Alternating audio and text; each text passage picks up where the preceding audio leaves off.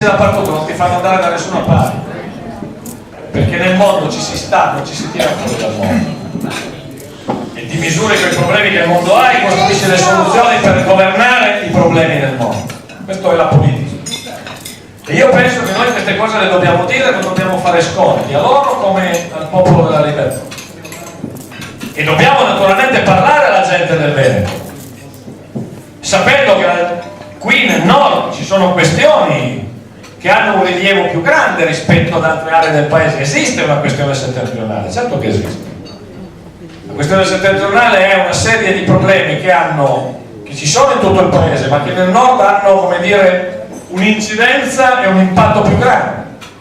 Nel nord c'è il 70% del gettito fiscale del paese, e questo rende chiaro perché nel nord il tema delle tasse è più sensibile. Nel nord c'è il 70% dei lavoratori autonomi di questo paese, e questo spiega perché tutte le tematiche relative al mondo dei ceti medi produttivi sono più incisive. Nel nord, dal nord parte il 75% delle nostre esportazioni. Che cosa significa? Che quelle migliaia di imprenditori, centinaia di migliaia di imprenditori che in tutto il nord del paese lavorano e esportano ogni giorno nel mondo, sono abituati a guardare quello che trovano fuori e a comparare quello che trovano fuori con quello che trovano in casa, e tutte le volte che trovano fuori qualcosa di meglio di quello che trovano in casa sono più sensibili a ogni forma di arretratezza, di ritardo, eccetera.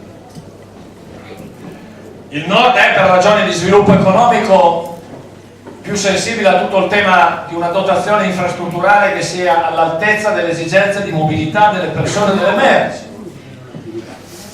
Nel nord già oggi c'è un numero di immigrati che è il doppio di quello che è il numero medio del paese, e questo ha un impatto evidentemente diverso. Le questioni settentrionali sono queste questioni, no?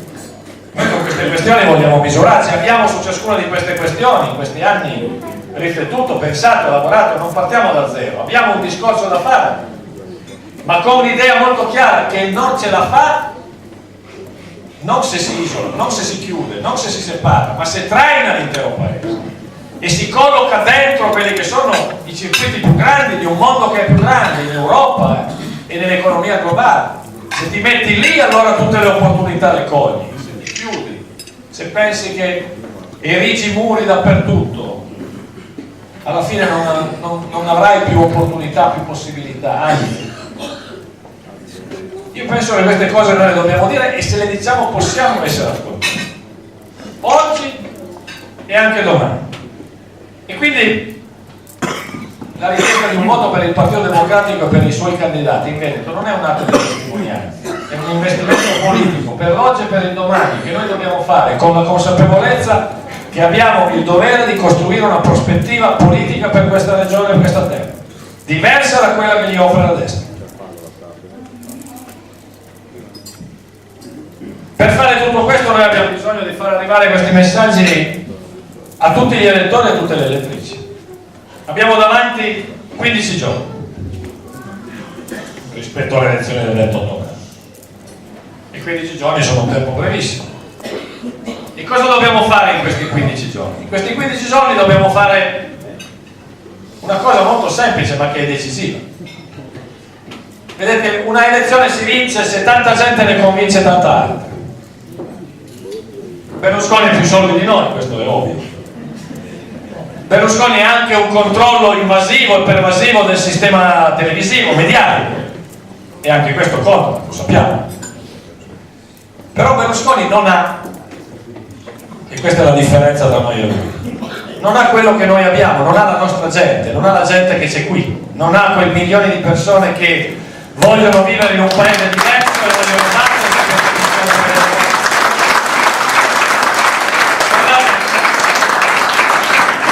Noi dobbiamo mettere in moto questa forza, noi dobbiamo mettere in moto questa forza, perché vedete, le elezioni appunto si vincono se si parla con l'elettorato intero, e l'elettorato è, diciamo, l'elettorato si può suddividere in due grandi cerchi. C'è un primo cerchio che è costituito da milioni di elettori che sono cittadini come noi, sono quelli che si interessano di politica, la politica la seguono, la vivono, la conoscono, sono informati. lì quando si va a votare nel primo cerchio noi siamo più favoriti, e se votasse solo il primo cerchio forse vinceremo più facilmente anche in Veneto, perché tra quelli che sanno, tra quelli che conoscono, che seguono, è più facile anche apprezzare le differenze, no? Quelli che seguono tutti i giorni non è che ci mettono tanto a capire che c'è una differenza tra la Finocchiaro e la Brambilla, è chiaro?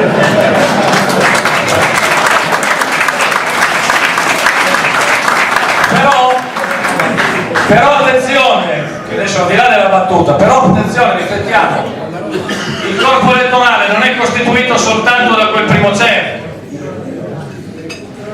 c'è poi un secondo cerchio che è più grande del primo, che è fatto di milioni di elettori, persone per bene naturalmente, ma che hanno un rapporto con la politica più lontano, più distante, meno coinvolto, meno informato, no?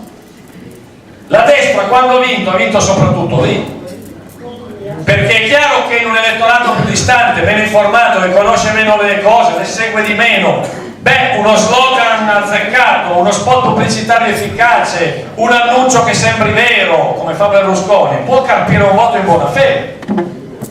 Quanti sono gli elettori italiani che sono convinti che Berlusconi riduce le tasse? Non è vero, come sappiamo, però c'è un pezzo di società italiana che lo pensa.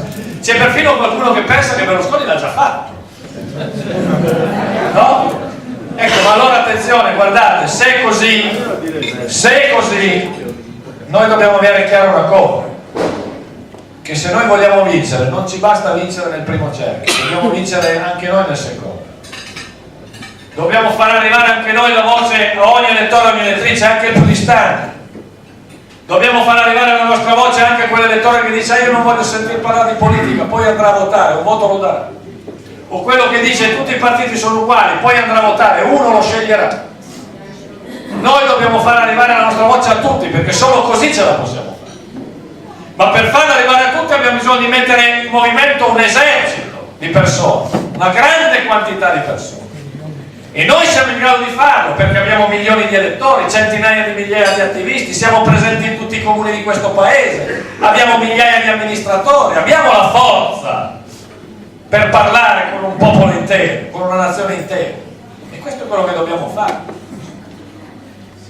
Parlare con tutti gli elettori in una città come Roma o Milano naturalmente è complicato, sono milioni di persone, ma parlare con tutti gli elettori in migliaia di comuni fatti di 5.000, 6.000, 8.000, 15.000, 20.000 abitanti non è impossibile, si può parlare con tutti, si può far arrivare la nostra voce a tutti, e questo è quello che dobbiamo fare. E di qui a domenica, questo è quello che domenica 28 dobbiamo fare, metterci in movimento. Guardate, stasera qui siamo tanti, siamo 250 o più, pensate a quante persone ciascuno di voi conosce.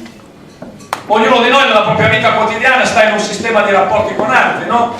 C'ha colleghi di lavoro, amici, conoscenti, familiari, vicini di casa, gente con cui fa una partita a scopo, va a giocare a calcetto, ognuno di noi ha un sistema di relazione della sua vita quotidiana, un sistema di frequentazione. Bene, di qui a domenica 28, intanto c'è da fare questo, ognuno spenda una parte del tempo da qui al 28 a parlare con tutti quelli che conosce e a ragionare con tutti quelli con cui conosce, è più facile perché se lo conosce è più facile parlargli, su perché è importante questo voto, su perché non bisogna buttarlo via, su perché non bisogna sprecarlo. Questo è molto importante, e mettiamo in moto questa nostra capacità di mobilitazione, perché questo può fare la differenza. Vedete, Berlusconi ha milioni di voti, ma lui ai suoi elettori non chiede questo. Perché Berlusconi ha un'altra concezione della politica, una concezione in cui l'elettore è un soggetto passivo, gli dà il voto e basta, poi ci pensa lui. No? Lui quante volte l'abbiamo sentito dire dormite tranquilli che la luce del mio studio non si spegne mai, no? Adesso abbiamo anche capito perché non si spegne mai.